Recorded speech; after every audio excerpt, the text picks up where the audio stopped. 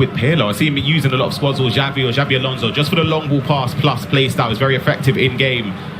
Well, they're not necessarily the most expensive icons, are they? Especially Xavi. Yeah. It's only a couple of 100,000 coins, which, when you've got 50 million coins, is not too much. Here's Haaland, the Man City player himself, nearly about to find a third. Again, we have got the Twister open now at home. We would love to know Cat Drogba. what icon you'll be putting in your team. Watch out for Erling Haaland. If I'm right in saying, Ryan, has not got that same sort of aerial fight he has, but he's still Erling Haaland and he's still 6 foot plus. Yeah, absolutely. You'll notice as well Texas selection here, using Marino in at right back position. Obviously not the fastest player, but he does have the aerial plus play style, using him just to try and nullify Drogba at the back post if the crosses do come in. But Neat isn't someone we usually associate with crossing. But I feel as if even if you don't cross all the time or base your play on it, it's still good to have that option.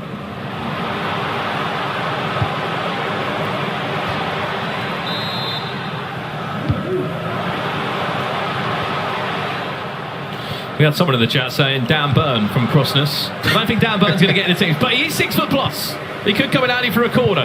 Here's Cancelo, whips it all the way to Drogba. That's what he's going to do again and again and again across these next 3 weeks of the Champions League. Who is going to stop him at the back? Because I don't think it's going to be anyone. Yeah, I stand corrected. I said Neat's someone you don't really associate with crossing the ball in, and he just whipped one in from deep there with the triggered run from Company as a decoy run into the box there. But Drogba, as we said, Richard spoke about earlier, being in all but one of the squads, proves his effectiveness in game. It's not even a million coins either, is it? It's just one of your only real options is going to give you an aerial plus play style, which if you have not been following the FC Pro scene this year, it seems like whatever virtual league we've been in or any competition, there's always been that play towards the current meta, which involves finding anyone with an aerial plus play style.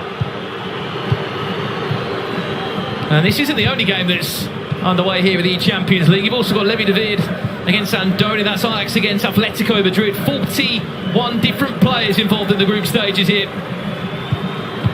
I'll be in for an equaliser. Toni Kroos. Offside is Musiala.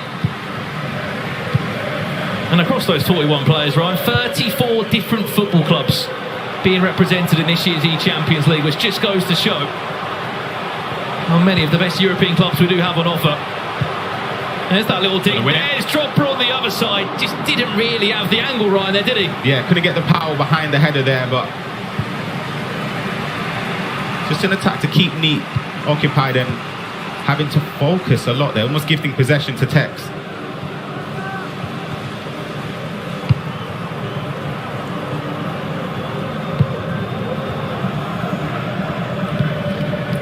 Musiala stopped by Vardiol of Manchester City. I mean, that's also going to be a talking point this weekend, Ryan, as well. Your centre-backs choices. Is it a cert for you, those two centre-backs? It's up in the air. I think Sula, to me, has to be a guaranteed one, just with his attributes in-game.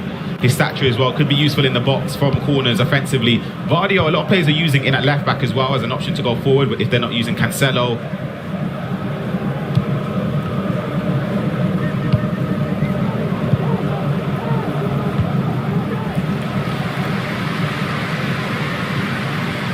Speaking of Cancelo, we'll happily switch it from left to right as we see Mikel Merino, not his team of the season, his Champions League item. Let's jump across the second. What's happening over here?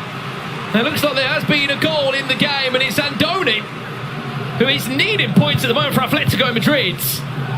Up by a goal to 0 against Ajax. And Levi David. That one coming from Group B. Yep, slow start again from Levi.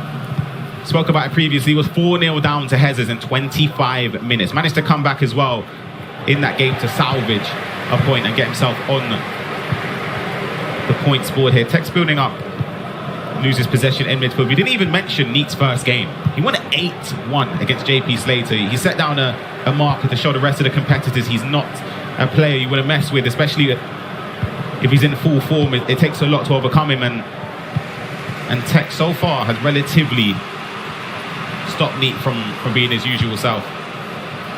Well, the first 10 minutes was all Tex. And Neat has now been able to build back into this one. I mean, out of all the 41 players that are here, Tex, you could argue, is the most capped when it comes to the Champions League. He's only actually missed 1 year of the competition.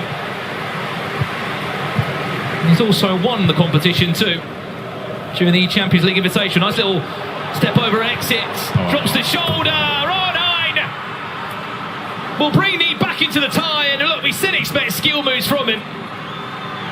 Look no further, Ryan Pessoa. It's a great goal. Just the step over there. I think that little jump there in to try and retrieve the ball, both from Vardio and Sula. I don't think Tex will be happy. He sat just in front of us, a slight grimace to his coach, Zach Moore, behind him as the goal went in, but it's a huge moment in the game for Neat to get back into it, especially in this first half. If you let the game tick on, being 2-0 down against somebody like Tex, who dictates the tempo, forces you to make mistakes. Well, I mean, I'm going to ask you this question, Ryan. You can give me your best answer. 12 points is the maximum you can get. Yep. How many of them puts you in third? I would 6? say 7. I think 7 guarantees you, in my opinion. You'd be very, very unlucky. 2 wins, a draw and a loss. Yeah, 6 points maybe if you're resting on goal difference. You'd have to have a healthy goal difference. But in my opinion, I think 7 points. You want to get first though, Bandit. You want to make sure that you don't have to play the extra round. Musiala on the back of a handful of trademark Neat step-overs. This is so much better from Neat. Punches away, back to R9, drops the shoulder! 2-0 down to 3-2 up, Neat leads!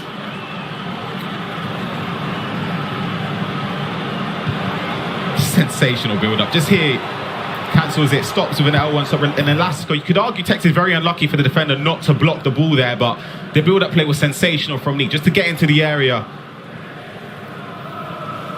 It's just a great comeback. It's the day of comebacks, Brandon. We're seeing a lot of scorelines being overturned so far. We say this all the time and it sounds crazy. In 9-minute halves, when you go 2 or 3-0 up early on, it's not a safe place to be. Yep.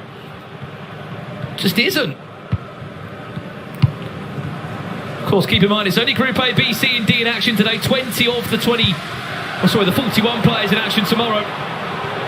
You will see the remaining half of the competition take to the stage. Those names include Nicholas in there, of course, former world champion of it. Fuma, Manu Bashir. One dinked in towards Haaland, dives into the tackle, going to loft it back in again to Mbappe. You have to ask, if that was Didier Drogba, it might have been a slightly different outcome.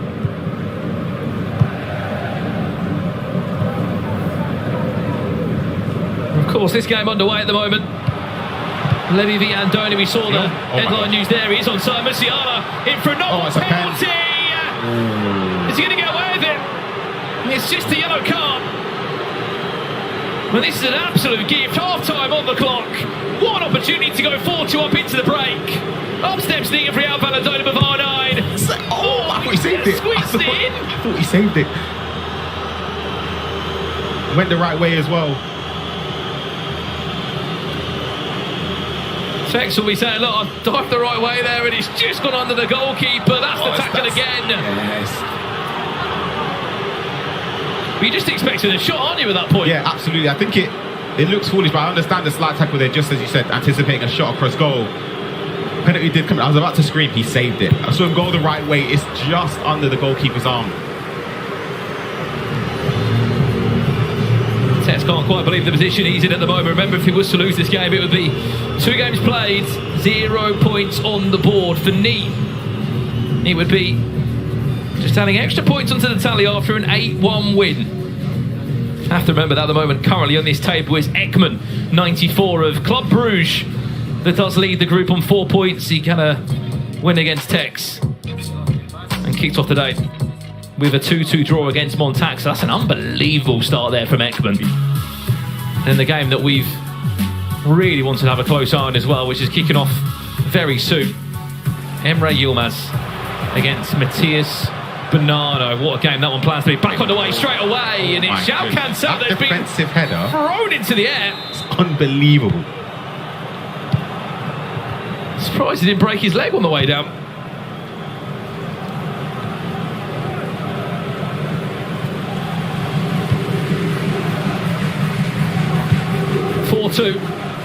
Real Valladolid neat leads. He'll be desperate for a trophy. And if you look at his record in this competition, Ryan, he's played this East Champions League 2 times before, including last year, and he's been a top 6 player in both. Yep.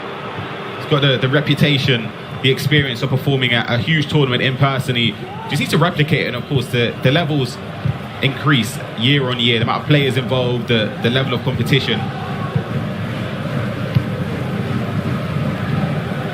Well, we have a special guest joining us in the commentary booth from interviewing Emre Yilmaz, who looked like he was confident for today. Joins us here now. Casey, welcome.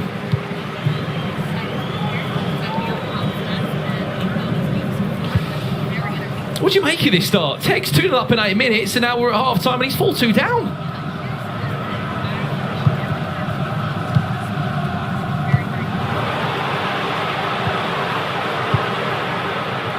With 9 minute halves as well, there's still so much time, Ryan. Yeah, in case you were amongst the players, you were able to sense the nerves, the anticipation before this started. Would you say any players sort of thrive off that pressure? So Emre Yilmaz, he seems very calm, but is that just like a cover-up maybe? Or It's what you do with that. yeah. Those nerves actually motivate them. This is one of the biggest stages in all of competition. Player is going to be feeling that, being under the lights, playing in this tournament, because there's a lot of on the line, and they're looking at that trophy, which is literally within eye distance as they're playing. And I don't know, I think that there are some players that are more comfortable with that pressure, others not so much. Depends how you use it as well, as you're right to say. Some people say nerves, just excitement. Yep. Who would you say was the most excited player that seemed the most positive? Hezers, maybe? He's always happy. Maybe Hezers. Yeah, he's Hezers always definitely a happy smiling. guy. He's always yeah. I mean, you would be if you just won the East Serie A and you got all that cash as well that comes alongside. Anyone else? I think it's everyone's coming off of such a good competition within their regions, and so they're on top of the world. Yeah. A lot of them have already lifted a trophy this season. Exactly, and the previous round makes a huge impact on your emotion too. Tex has a corner here. Can he get one goal back into it? We've seen in previous competitions how effective he can be from corners. I was about to say, this is our first chance to see a set piece and to see the involvement of Drogba. And he did have a chance there. It's a chance to actually counter-attack now from Musiala, who won the penalty for Nice.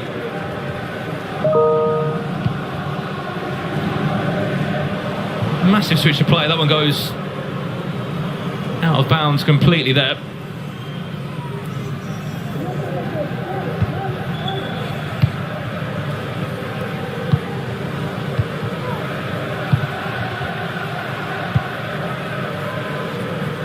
Where does Haaland actually fit in this team, Ryan?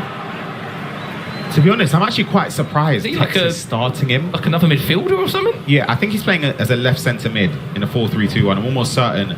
Because I think Tex is one of the very few players that are actually starting Haaland in the team. Because a lot of players do have him as an impact sub off the bench, but he doesn't necessarily start because of the play style plus in. I think he's got acrobatic, which I don't think offers a lot for a lot of players going forward. Yeah, he originally had him in that left back position, but he switches him in game to Marino. He goes left back, and he stays that left center mid as well, which I was surprised to see. It's a Haaland that you could argue has been sort of stripped down of half of the play styles that you want from him. Yeah, I think that in previous competitions, everyone is trying to figure out a way to defend against that Haaland with the aerial plus, but now that is Drogba stepping into that position. Yeah. Henry, this is brilliant from Tex. Just pulls out a defender completely there. Can he find the gap in between? Company just about gets back. I mean, you are allowed unlimited heroes also in this Champions League format, but the problem with half of them, Ryan, is you could argue they're just maybe not up to the power curve. Yeah, I think Vincent Kompany's probably the only one. I know a few players have selected Dudek in goal instead of Donnarumma or Nick Pope, but I feel like Kompany would be the only one that would set into most of the squads. Unless you Tex, should have John Arisa as well in as a left back on his team. Here's Neat looking for a 3-goal cushion, which would certainly send him potentially to the top of this group table.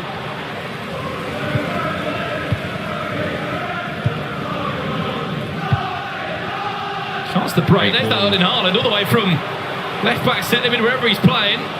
There's the trademark step over as far as Thierry Henry on the finesse. Does enough to win a corner, which Tex has got to make the most of. Plays into that Drogba again. There he is. Yep. Can't stop him, won't stop him. You bringing the keeper there is so risky, Casey, because you know the pace that some corners are whipped in, especially from Tex and Zach Moore. They work a lot on set pieces. The keeper's never going to get there. Yeah, and there's also not many opportunities to defend against Drogba in that situation.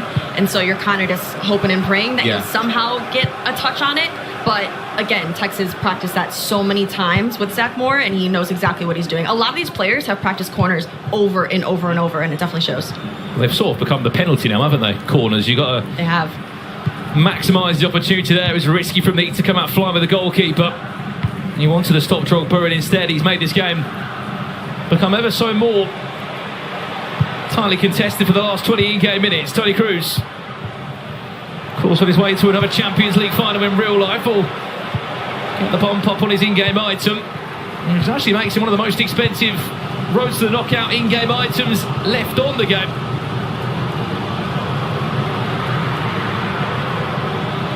I mean, this is what will excite me as well. Is could be the time we see a couple of substitutions come into play. And what's more exciting for you listening home as well, a lot of these substitutions are definitely affordable.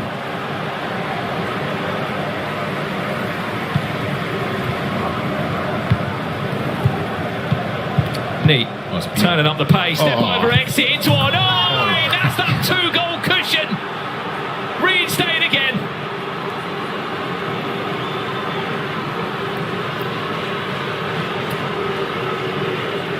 The passing sequence, everything, just snappy passing, a step over, the exit's perfect, shoots across goal as well. It's a massive goal for Neat against Tex in this game. There's still about 15 or so minutes left to be played. Tex can of course make substitutions, set up a little bit more offensively to try and get back into this game, but Neat has been incredible, especially after conceding those first two. Yeah, I think that Neat in the box is quite possibly one of the most dangerous players. I think it's the best in in this competition for me. Number one, yep, in the box, 100%. He just does stuff that no one else does. Sometimes it's not even needed. It's just because you have to worry about the reverse elastico, the standard elastico. He's got the heel to heel track. He's got every skill move in the game. Feeling good, he might throw out a hocus pocus. Yeah, exactly. We've seen that. It's just he's impossible to stop in the area because you have to worry about so many different ways he can attack, and it's just that's why. For me, I'm happy to see him using Drogba, just because the old Neat or the previous Neat competitions we've seen, you criticise him for playing sort of not against the meta, but he's not really following it in my opinion, as it should have been. But yeah, the introduction of Drogba, we saw the first goal for him to get back into this game was pivotal. He sort of seems like he makes his own way of playing the game, doesn't he? Yeah. But you are right, sometimes you've got to follow the meta to a degree, 100%. Otherwise you are going to get punished for it. Look, there is still time left in this case. In 9 minute halves, Tex will get a couple of chances, but 2 goals is going to be needed. Yeah, I mean, 2 goals could possibly happen. If anyone could do it, it could be Tex. He's been in these type of situations before where he needs to score very, very quickly. And I think there's honestly enough time. He could do it. Yeah, 9 minute halves gives you the sense of, okay, you know what, I might have conceded 1 or 2, but if you can get a goal back even by the 85th minute, 86th minute, there's still enough time for you to try and at least get a point on the board from this game. But the one thing is the space that's going to open up behind. When you start going a lot more offensive, you switch on the team press. It just leaves a lot of gaps. Well, let's see how he plays this out. Remember, if he doesn't win this, he'll be on 0 points from 6. And that's worrying when the rest of the competition is collecting points. Big chance, Mbappe drops the shoulder. Tex, that is superb. Fantastic composure there, being able to wait that little extra second, ball roll around the keeper, easy little pass right into goal there. And the composure, the patience there, very well done. That first touch as well that Mbappe took, just to sort of set him up perfectly to go around the goalkeeper. Keeper comes out, the second touch is perfect, and it gives Neat no chance to try and block that from finding the back of the net. Speaking about comebacks, you've mentioned it a few times already, and this will give Tex a huge boost of confidence. Just the smallest of gaps there as well, didn't he? Was able to pull away. All right, guys, we're all going to go set up for the next interview. I'll see you soon. Take care, Casey. Casey will be catching up with one of the players after that round of the Champions League. We look forward to hearing how they are feeling playing and what is such a big competition. As we said, $280,000 on the line. Only 24 of the competition can make it back next weekend. from the 41. They've travelled from all over Europe to be here this weekend in London. This is round 3 of the group stages. There are still 2 more rounds to come. Are we in for a Tex equaliser? Are we in for a 5-5 thriller? It's so aggressive from me. He does enough there just to move the player to cut the passing lane, but initially could have set him up for failure. I think he's onside, you know.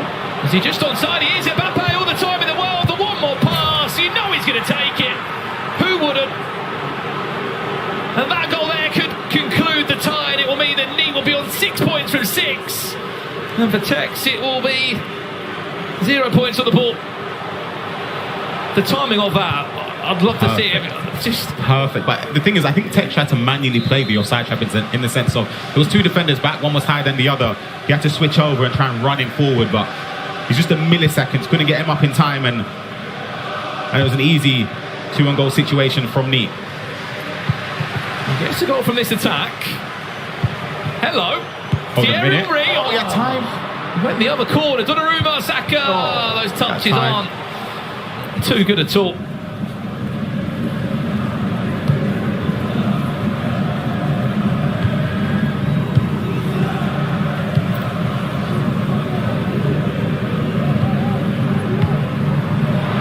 Just look at the space now. Right off the bench. First time seeing him. Lofted it all the way, crossed it goes, and it's 2.5 in-game minutes plus additional time. Don't think it's going to be enough. Does well there to find Didier Drogba that's through. He's got 2 players chased him down.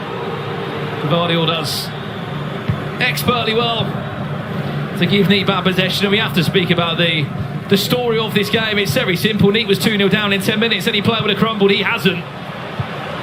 4-2 up at half-time, even when there was a chance of giving away a 2-goal lead on 2 or 3 occasions. He just kept on adding another one to the tally, Ryan, and he's going to be pretty much top of this group without losing a single game and scoring 14 goals, conceding 5.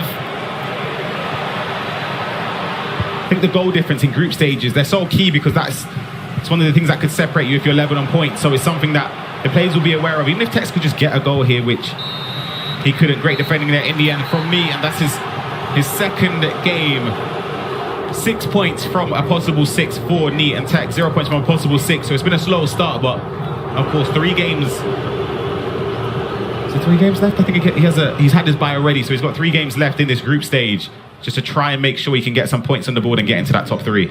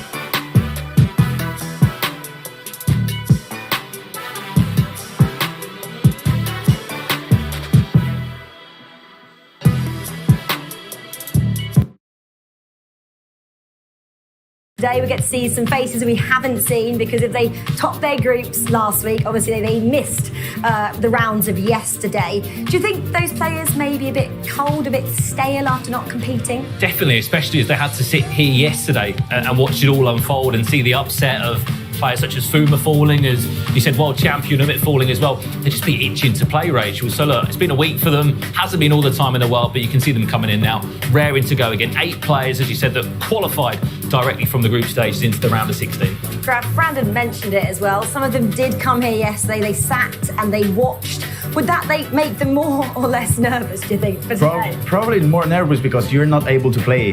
Tom talked about this yesterday as well. Obviously, you gotta come and train, but it's weird because you're not able to compete, and you're watching them compete, and it's hard. Maybe you can do what Manu did, come on the commentary. He did an amazing job. So I mean, of course you gotta come and train, but the nerves are up, really up. Yeah, another player that we actually saw on broadcast yesterday, he wasn't competing. It was Johnny. He was commentating as well. Last week, he was one of our PS5 players of the day. Brandon, his stats just speak for themselves in terms of the competitor that he is. Yeah, absolutely. I mean, look, 3 goals conceded, as you said, currently in this tournament, which is ridiculous. 3 goals. I think the second person after that's 9 goals or 8 goals, Rachel. So defensively so sound, but offensively so slick as well. I mean, to be honest, it's all been in the air. Hard volleys, headers, shots from 30 yards out from Didier Drogba. We can't forget as well, it's his first ever E-Champions League, and he looks like a sort of cert to be going into that top 8. Yeah, he hasn't been beaten as well in 20 matches now, starting back in the E-Bundesliga. And he was one of 4 competitors as well last week who didn't get beaten, and that was Johnny, like we mentioned, Mani Bashir, Peterson, and Emre Yilmaz, defending champion. He's back in action, was also PS5 Player of the Day last week. I mean, can he? I'm going to touch it. I'm allowed to touch it, lift this twice Don't touch in a it. row. Emre, I'm sure he's here somewhere. You love those predictions. For me, Emre is the favorite to win the whole thing, and I wouldn't say shocked, but I'd be surprised if he doesn't win because of the way he plays. As we can see in these clips, he just doesn't really think about the way he attacks. He just goes and on and on and on and scores. And it's just, for me, it's amazing. Like in those instances, probably another player like me would have croqueted, I don't know, maybe reverse elastico. He just shot with a trivela. And that's what you need when you're playing in this stage. Not think about it too much and just score goals. I watched Brandon as well, all the Dutch boys sitting in the reception of the hotel today, going through some gameplay with their coach, and it very much was a team affair, even though they're playing as individuals today. I mean, at the moment, touch wood wherever's been a wood, it's worked out well that they've all avoided each other, haven't they? But if they both go through, all of them go through today, there is conversations that are going to start of this player could play that player in the quarterfinal, same team matchups, maybe Ajax against Ajax in a semi-final, or maybe PSV versus PSV in a quarter-final matchup there. World champion against the Champions League winner. Could happen. We're having a pause. I gotta stop you guys because my phone is ringing, and I'm always thinking about food. That's me. So Are you doing it again? I'm doing it again. Oh my goodness. I'm always having the goods in here. So yes, of course I ordered something. What on earth have you ordered? I lived for a couple of months in. Thank you so much. Someone's even coming in the Twitch, Jack Cowser, and they said, "No way is gravel." Yeah, he has, Cowser. He's Yeah, of ordered course, again. I And he's ordered probably so- not ordered Thank for you anyone very else. No, it's just for me. It's bacalhau. I mean, I tried it in Portugal. It's amazing. And Ooh. yeah, I mean, Lisbon, the food there is quite good. Pastel de nata yesterday, bacalhau today. What's this Portuguese theme all about? I don't know. There's something about Portugal in here, right? They like it. I don't know. Let's keep them chatting about Portugal. They can eat whatever's in there as I well. will. Whilst we hand over to Richard and Tom. Guys, are you into Portuguese food? Are you going to talk about that or something a little bit more interesting? I can be. No, but we are going to be breaking down everything E-Champions League, squad restrictions, and also give you a player to watch here at the analysis screen. Tom, firstly, welcome to day 2 of the E-Champions League. Before we break down a player in particular, I want to get your opinion on the squad building requirements, because it's very special, isn't it, when we look at the 15 million coin budget, the items that you can use. It's quite a small pool.